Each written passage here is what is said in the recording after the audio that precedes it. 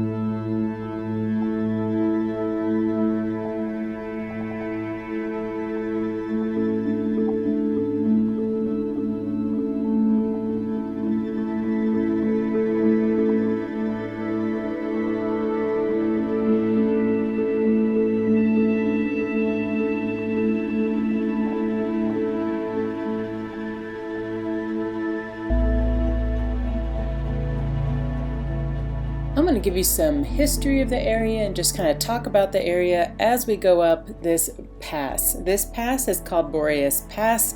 When we get to the top, it's going to be 11,481 feet. It is a high mountain pass in central Colorado in the Rocky Mountains.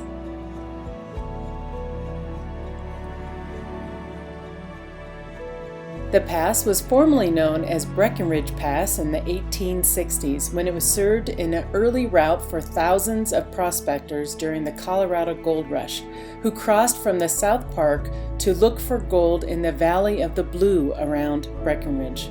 In 1866, it was widened to a wagon road and accommodated stagecoaches.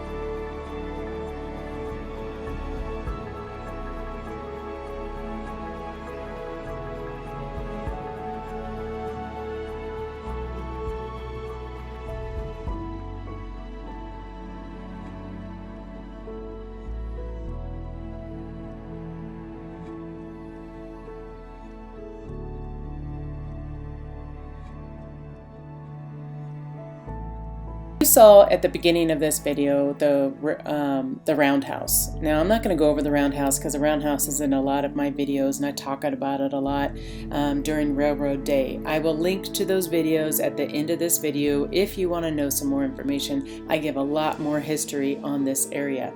Well, as you can see, the roundhouse is still in existence. It was constructed at Como at the junction of the lines. The railroad line over the pass was the major engineering feat, not kidding you, primarily because of the winter snows and high altitude. When it was completed, it had dozens of snow sheds along the route.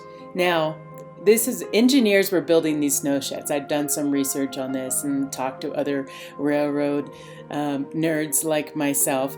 The engineers built these snow sheds, and what they didn't realize is that they're going to have snow drifts. So a lot of times it was really hard to get through these snow sheds. It was approaching a 4% grade at many places of this railroad line.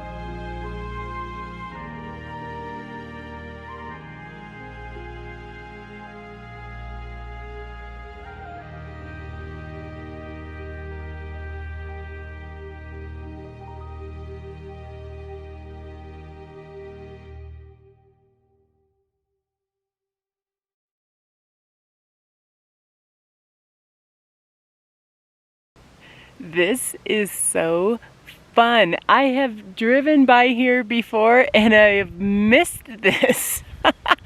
Look at this. I'm on railroad tracks. This is a narrow gauge. Just love it. Like, I am so excited right now. I really am. This has just been a blast so far. We haven't made it to the top yet. We're getting there. So it's coming up. But thank you for joining us. This is so fun. And look how beautiful that is. Like, it's just beautiful. This is the Continental Divide right up here. So it tells you which water is going to the Pacific and which water goes to the Atlantic. Isn't that beautiful? And they have just a little bit of railroad left. Here we go. I'll show you. Just a little bit of railroad left. Is that so? Oh, I would have loved to ride on this train. I would have loved it. Okay, let's continue our tour.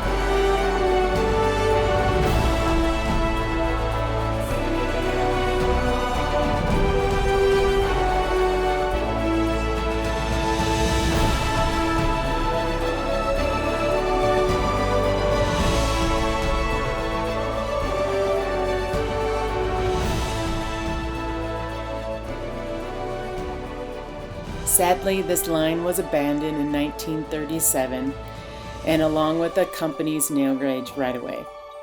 After World War II, they reconstructed their route for automobile traffic. Now, as you can see, this doesn't look like an automobile can really drive on this road. It's pretty, I would say this road was, it's okay to drive on.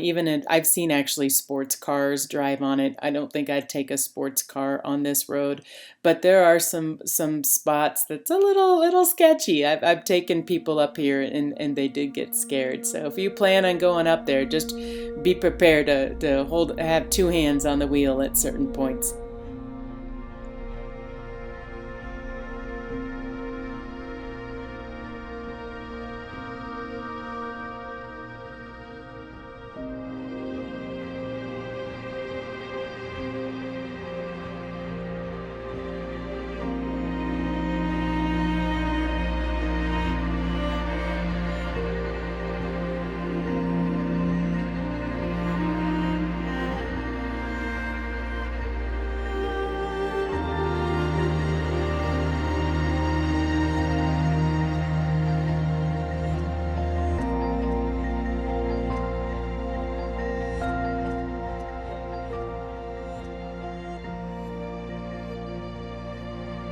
This was funny. I challenged my friend to race Kyla up the mountain. Now again, you're close to 12,000 feet there. So this tree was really interesting to me. I didn't know what it was, so that's why we ran over there. But check out this tree. If you have seen a tree like this, let me know. I can't remember. I think I've only seen this at high altitude, but it's actually not one tree. It is multiple trees like a bush, and this is how the trees survive, is that they grow together. So I will be showing some more pictures here inside the tree so you can see how the root system was. But I thought it was so interesting because I just haven't seen this. At least I don't remember the last time I've seen this. And I think you only see it above about 10,000 feet, but you see all the trunks inside there? Isn't that crazy? So it's not just one tree, it's multiple trees. Or maybe it's one tree that branches off to look like multiple trees. I don't know, but I thought it was cool and I had to show you. We are now going to head down to the city of Breckenridge, one of my favorite towns. I hope you enjoy the music and the scenery.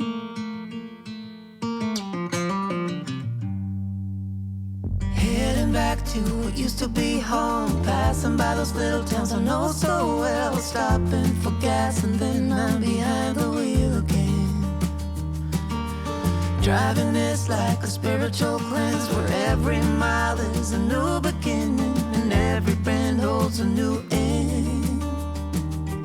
Eyes on the road, don't lose control.